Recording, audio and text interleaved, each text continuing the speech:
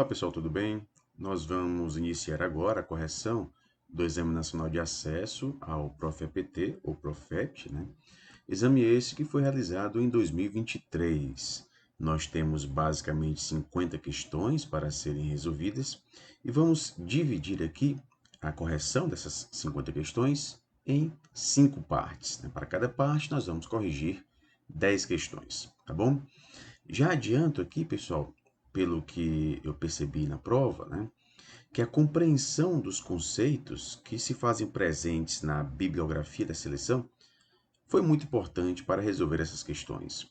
Então, mais importante do que decorar trechos de textos, né, é compreender o que está presente nesses textos.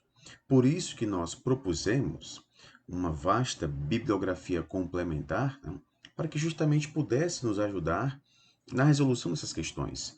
Então, sempre de início, a gente faz estudos, né, das bases conceituais que se fazem presentes nos textos da seleção. E vocês vão perceber que a compreensão desses conceitos, a compreensão daquilo que fundamenta teoricamente os textos, nos ajuda bastante a responder essas questões, tá bom?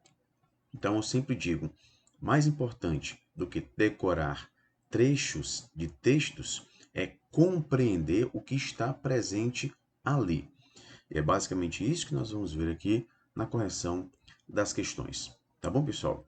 Então, nós temos basicamente 50 questões para serem resolvidas, como eu falei para vocês, né? Vamos dividir aqui em 5 partes a correção desse Exame Nacional de Acesso, tá bom? Obviamente, vamos começar aqui com a primeira questão, né?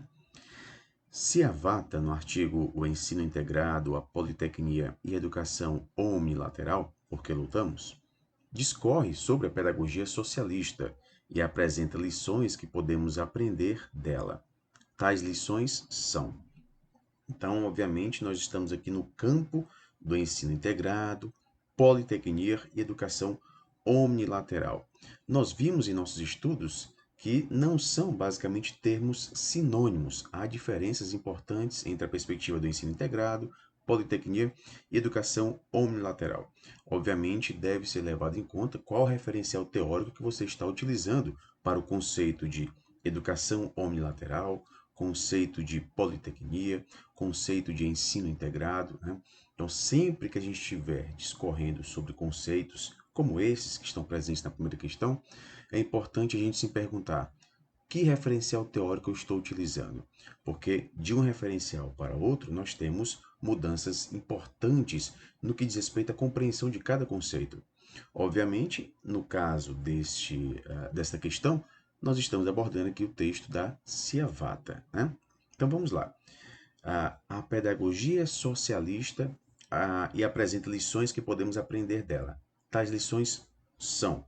Então, no que diz respeito a lições que nós temos a partir da proposta da pedagogia socialista.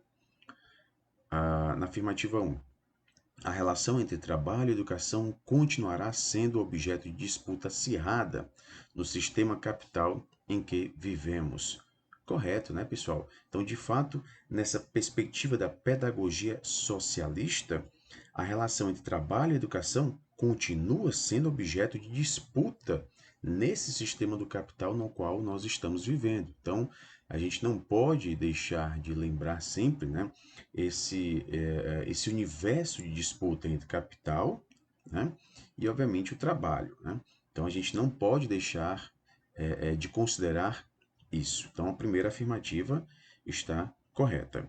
A segunda, o conhecimento da pedagogia socialista preserva a memória e constrói a história da educação para a exploração a serviço do mercado. Falso, né, pessoal? Como assim?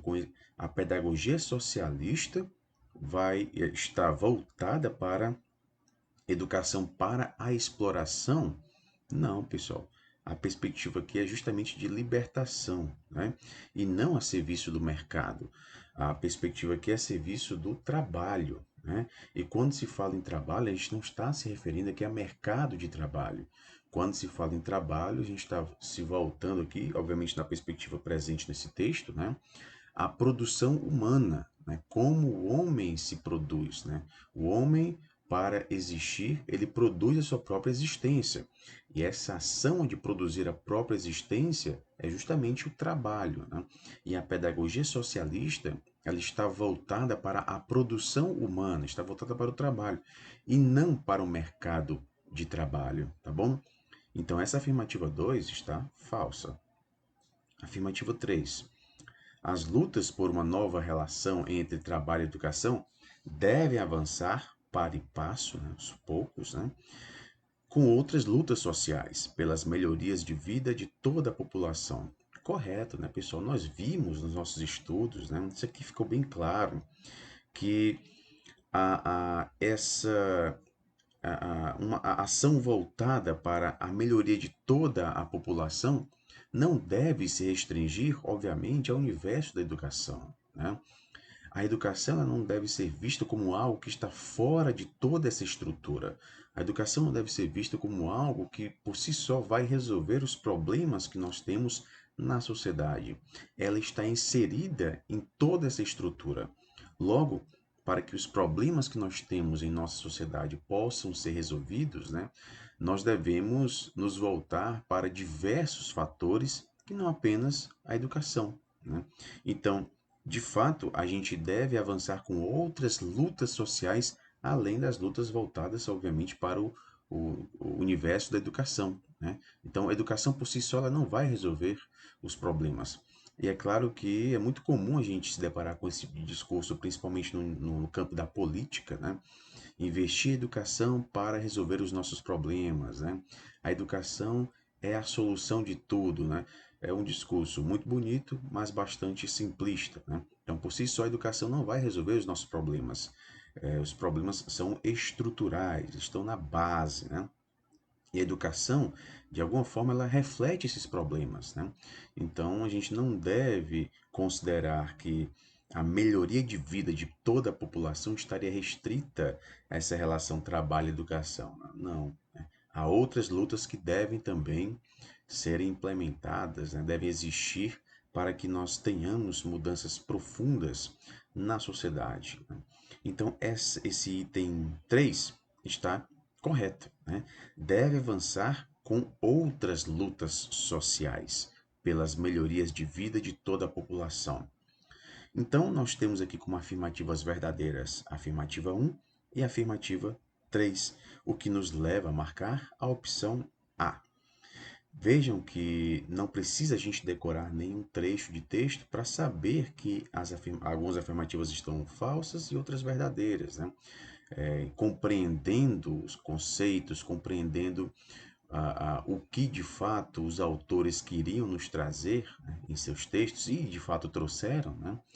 Isso nos ajuda muito a responder as questões, tá bom? Então, uma questão que não precisava a gente aqui ter decorado nenhum tipo de conceito, mas sim compreendido, né? E quando a gente compreende, pelo menos na minha opinião, né, isso fica mais fixado em nossas mentes, né? Nos ajuda mais, tá bom? Então, a resposta à primeira questão é o item A. E vamos agora à segunda questão, né? Passando aqui para a segunda questão, nós temos no livro Marx e a Pedagogia Moderna, Manaccord afirma que a omnilateralidade a partir de Marx é. Então, essa perspectiva da omnilateralidade, né? Uma formação mais completa, né?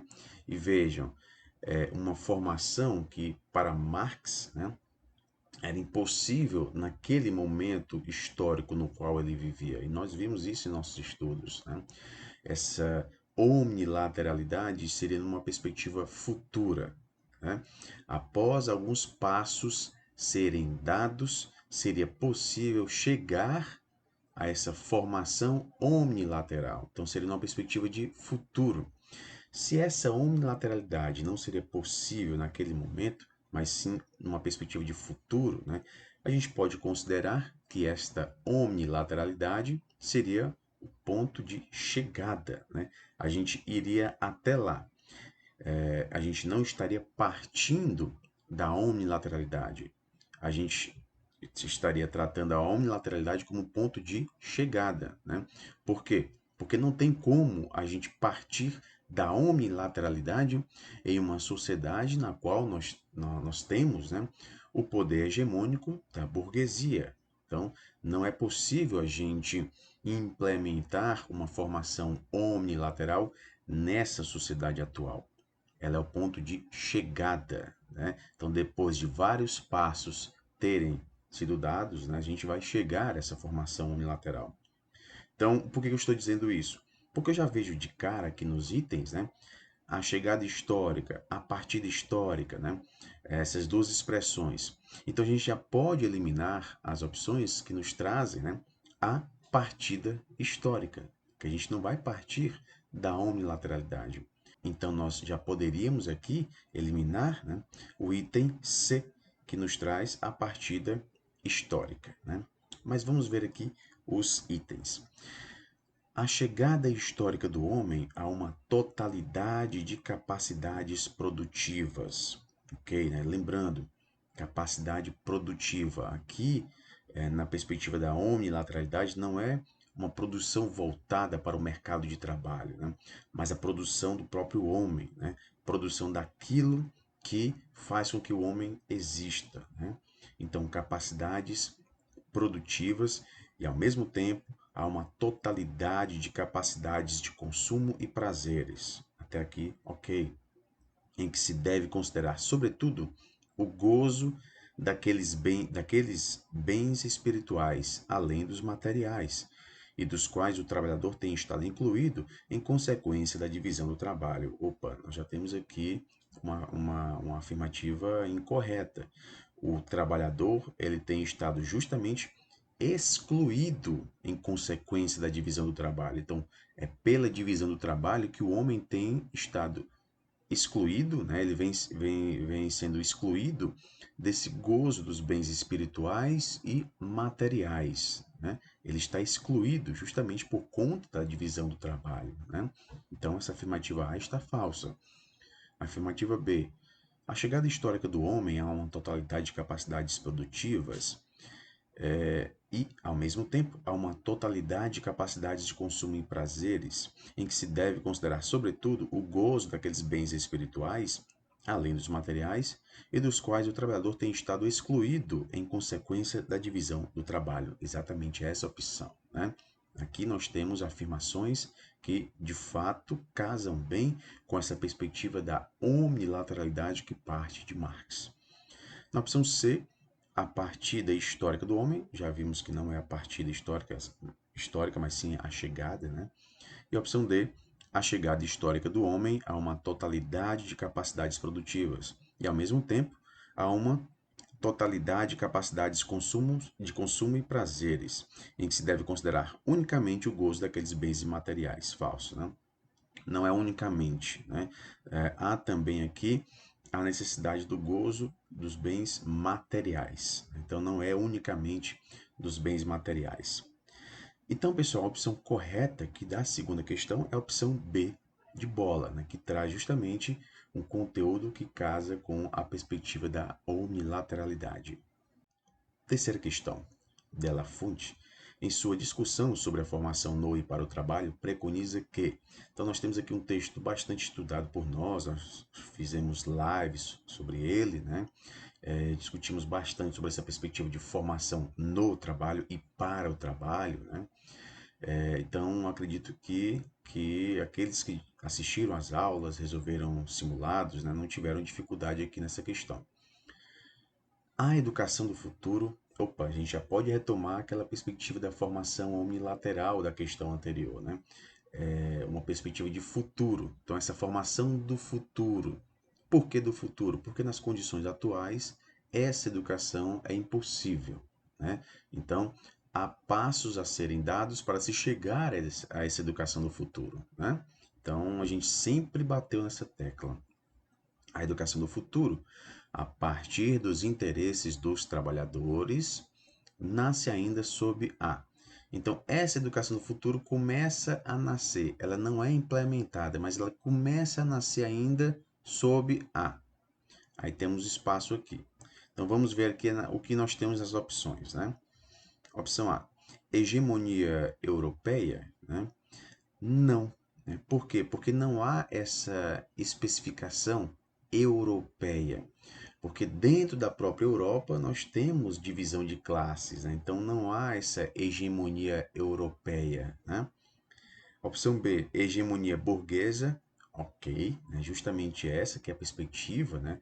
Essa educação do futuro, ela nasce ainda sob a hegemonia burguesa, né? Os primeiros passos a serem dados em direção a essa educação do futuro começam a ser dados ainda sob a hegemonia burguesa, né? A formação omnilateral ainda não é possível, mas os primeiros passos começam a ser dados, né? Um desses passos é justamente a integração, né, por exemplo, do ensino médio com a perspectiva de formação para o trabalho, né? Então, esse ensino médio integrado, né, seria um passo a ser dado, né, em direção a essa educação do futuro, né? Então, nós temos aqui na opção B, hegemonia burguesa, ok, né? Então, de fato, a educação do futuro nasce ainda sob a hegemonia burguesa. Não é hegemonia cultural, né? E nem hegemonia gramsciana, né?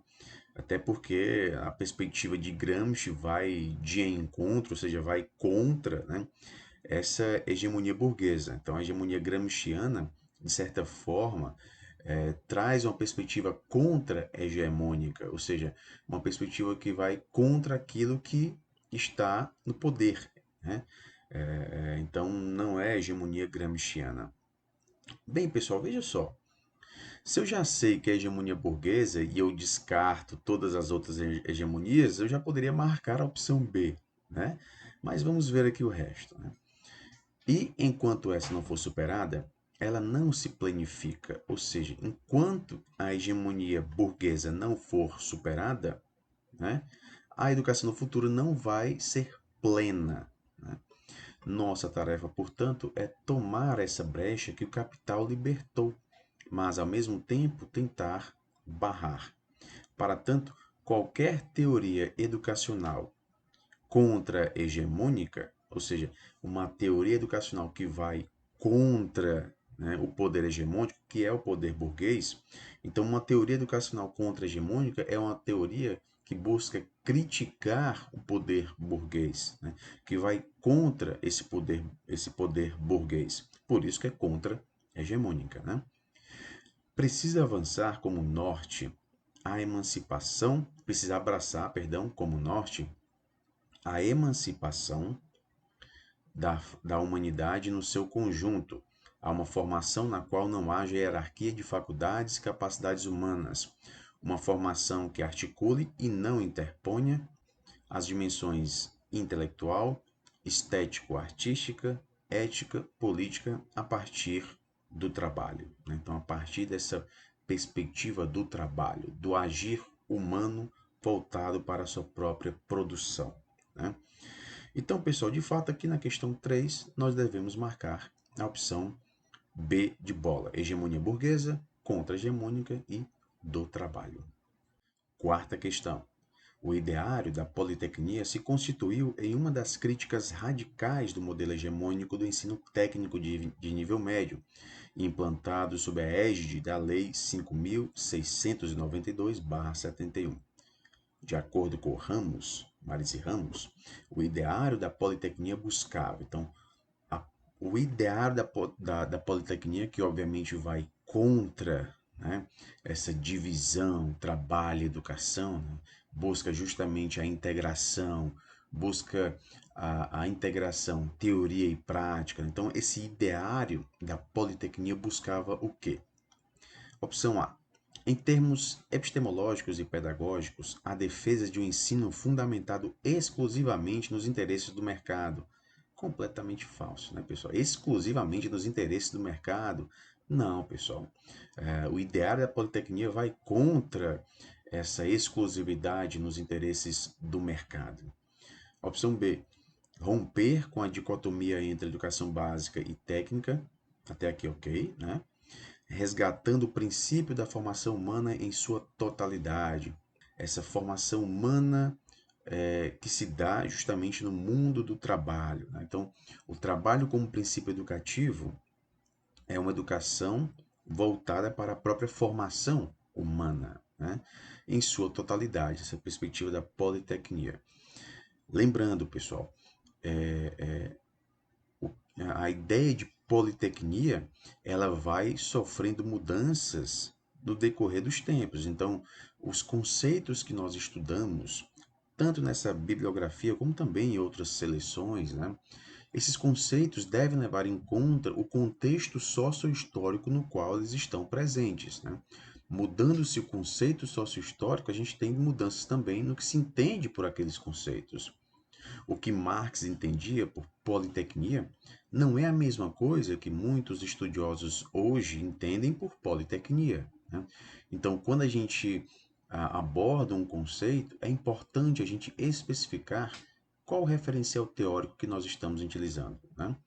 No caso específico aqui, obviamente, a questão deixa bem claro, né? Estamos trabalhando com o texto de Marise Ramos, tá bom? Então, essa opção B está verdadeira, né? Opção C, manter a dicotomia entre educação básica e técnica? Não. Opção D, romper com a dicotomia entre educação básica e técnica? Ok.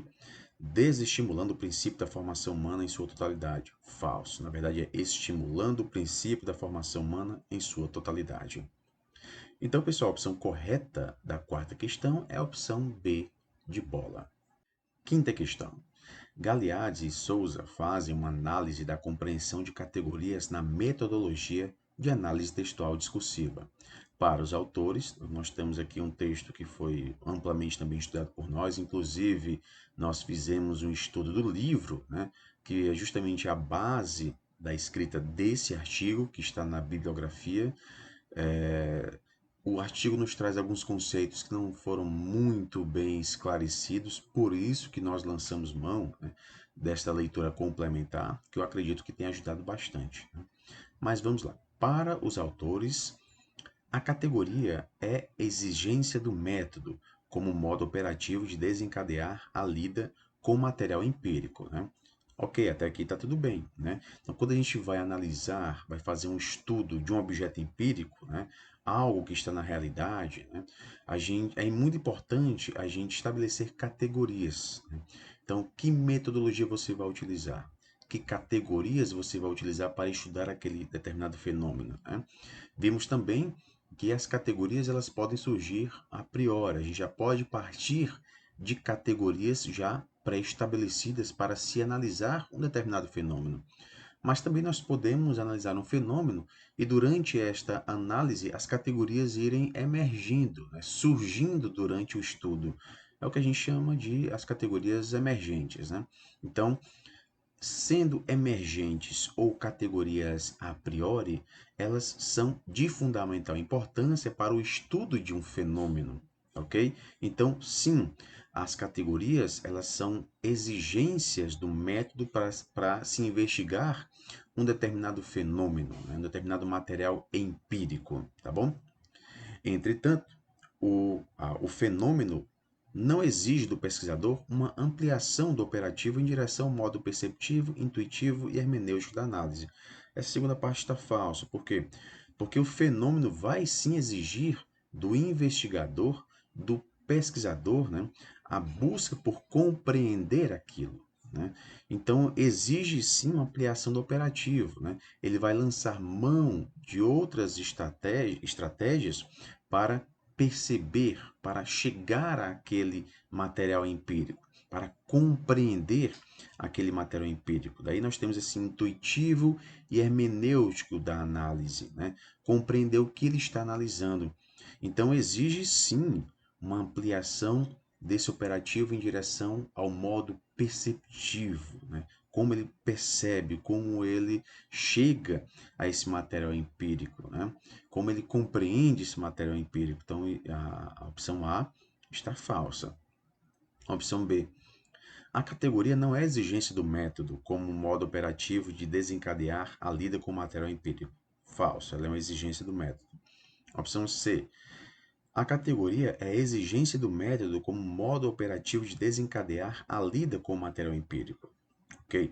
O fenômeno, entretanto, exige do pesquisador uma ampliação do operativo em direção ao modo perceptivo, intuitivo e hermenêutico da análise correta, né? Então, já tá exatamente isso que nós encontramos nessa perspectiva da metodologia da análise textual discursiva.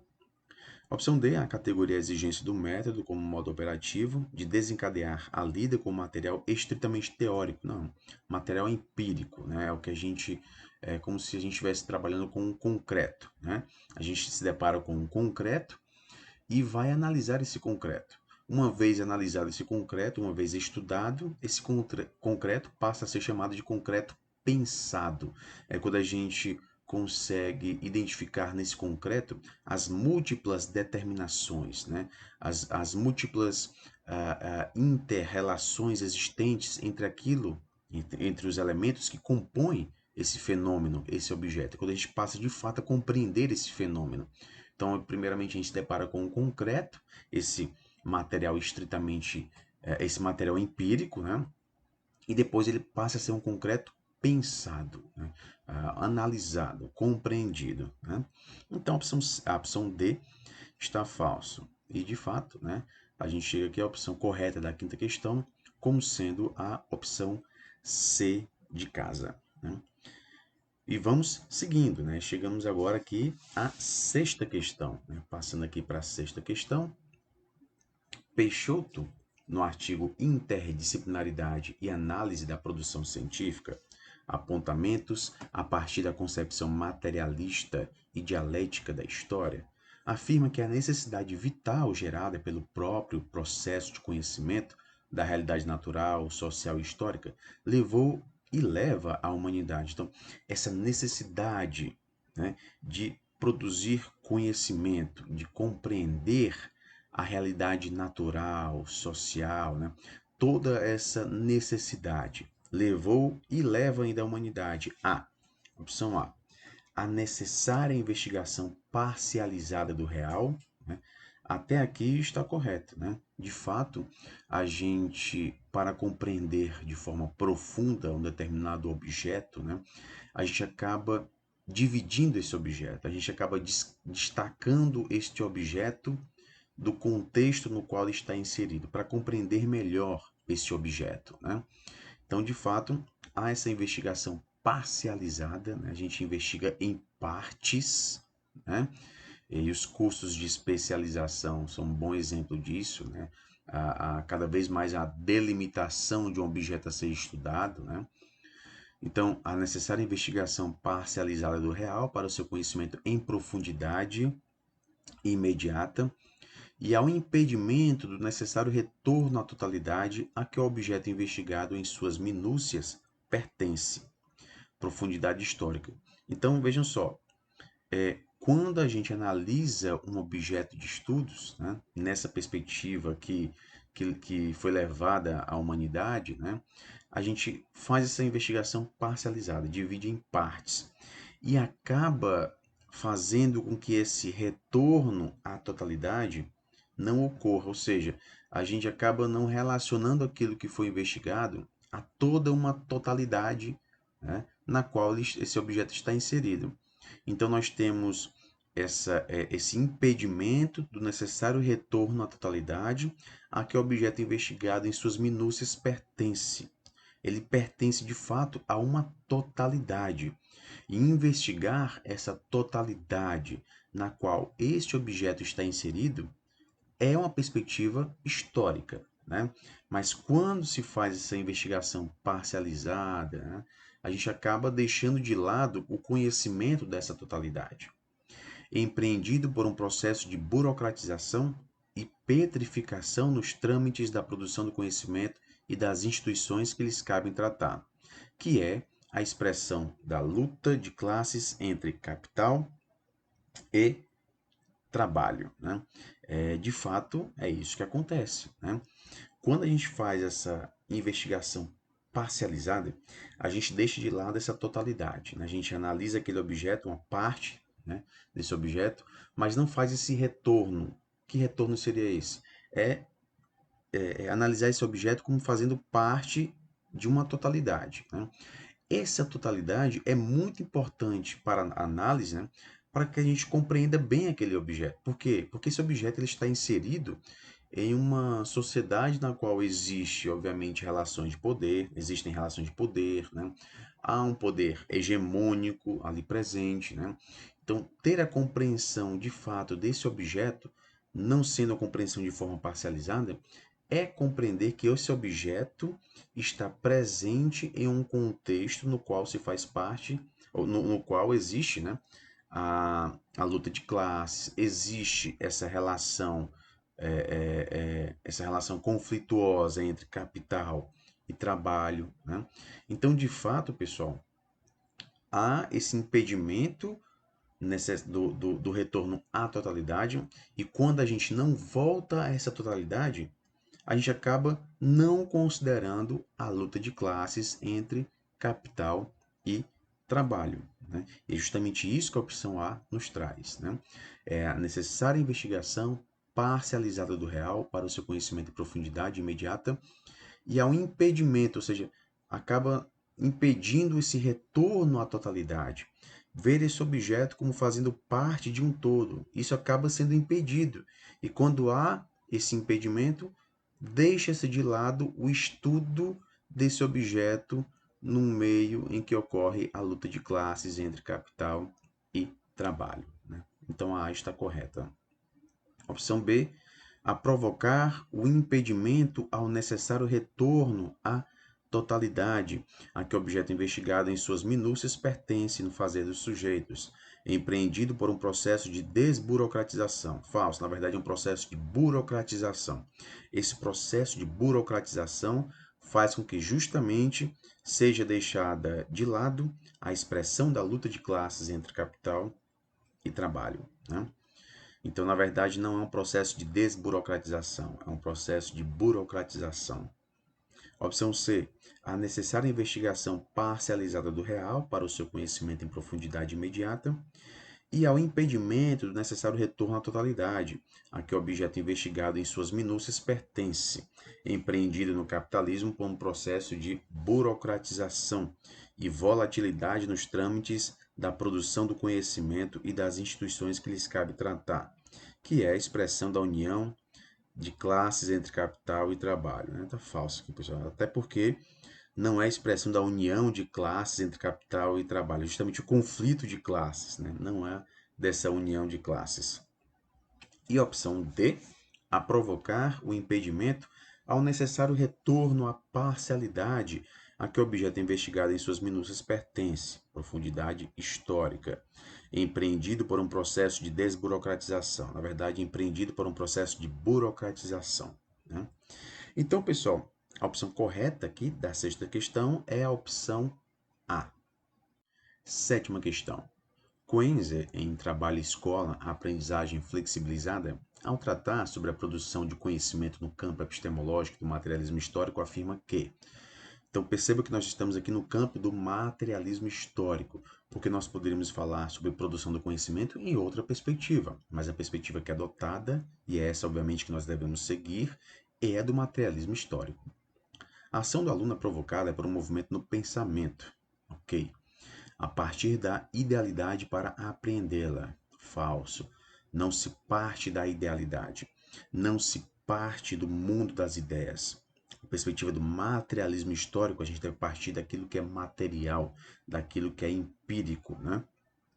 Essa seria uma das diferenças muito importantes, né, entre o idealismo e o materialismo. No materialismo nós partimos do material, do plano material, daquilo que é real, né, para depois partir para o campo ideal. Então, primeiro a gente parte do material, vai para o ideal, obviamente a gente passa a pensar esse mundo material, né? E aqui a teoria ela vai permitir essa análise profunda do concreto. A teoria ela serve para isso, né? Para a gente compreender aquele concreto. E a partir dessa compreensão a gente passa a ter o concreto pensado, né? A gente passa a compreender as múltiplas, as múltiplas determinações que fundamentam esse concreto. Então ele passa a não ser apenas um concreto, ele passa a ser agora o concreto pensado, né?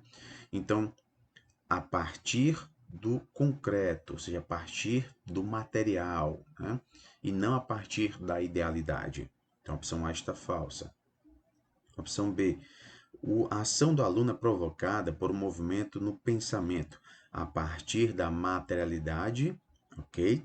Para apreendê-la e compreendê-la em sua única dimensão. Falso. Compreender em suas múltiplas dimensões, né?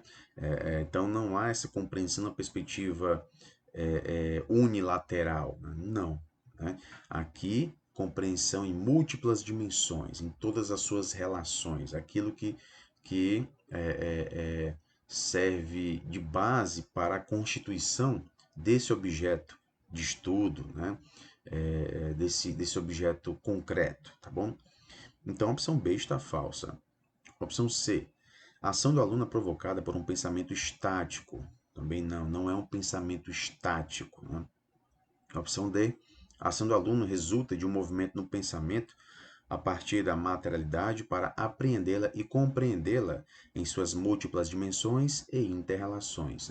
Exatamente essa é a opção que deve ser marcada, que de fato nos traz essa perspectiva da produção do conhecimento no campo epistemológico, ou seja, no campo científico, né, do materialismo histórico, tá bom?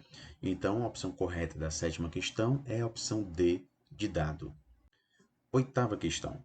Moura, no livro Trabalho e Formação Docente na Educação Profissional, expõe que o principal objetivo do ensino médio para a constituição de uma sociedade justa deve ser. Então, para a gente ter um ensino médio voltado para uma sociedade justa, o que deve acontecer? A formação omnilateral, ok. Né? A gente já poderia aqui descartar a opção B, formação unilateral, não, né? Então já descarta de cara a letra B. Então, a formação omnilateral, integral ou politécnica de todos, de forma pública, igualitária e sob a responsabilidade do mercado. Falso, né, pessoal? Olha só, um detalhezinho já nos traz aqui a afirmativa falsa. Então, não é. Aí você pergunta se é uma questão meramente decoreba. Não, pessoal, não é uma questão decoreba. Responsabilidade do mercado. Não precisa você decorar esse trecho da opção A para saber que ela é falsa. Não, né? Está claro aqui, não é sobre a responsabilidade do mercado, né, pessoal? Então não precisa você decorar trechos de texto para responder uma questão como essa. Opção B, a formação unilateral? Não. Opção C, a formação omnilateral, integral ou politécnica de todos, de forma privada? Não, pessoal, de forma pública. Né? Opção D, a formação omnilateral, integral ou politécnica de todos, de forma pública, igualitária e sob a responsabilidade do Estado. Exatamente essa é a opção que nós devemos marcar. Né? Por se tratar de uma questão na qual a gente tem, né, diferenças muito pequenas entre uma opção e outra, às vezes só uma palavra, você pode pensar, então é uma questão decoreba, né? Mas não é uma questão decoreba, pessoal. Se você compreende aqui a ideia do objetivo do ensino médio para a constituição de uma sociedade justa, se você compreende isso, não precisa você decorar palavras, pessoal. Está na cara que as opções são falsas e, obviamente, que a opção D é verdadeira, né? Então, eu sempre bato na tecla. É muito importante a gente compreender os textos, os conceitos, né? E não buscar fazer meramente decorar trechos, né? Às vezes a gente decora trechos e não sabe nem o que está escrito ali, né? Não sabe nem o que aquilo quer dizer, né? Obviamente você pode ter as suas técnicas, né, para estudar, mas aqui eu recomendo é aquela que busca a compreensão dos textos, tá bom? Não precisa a gente decorar trechos para responder uma questão como essa, tá bom?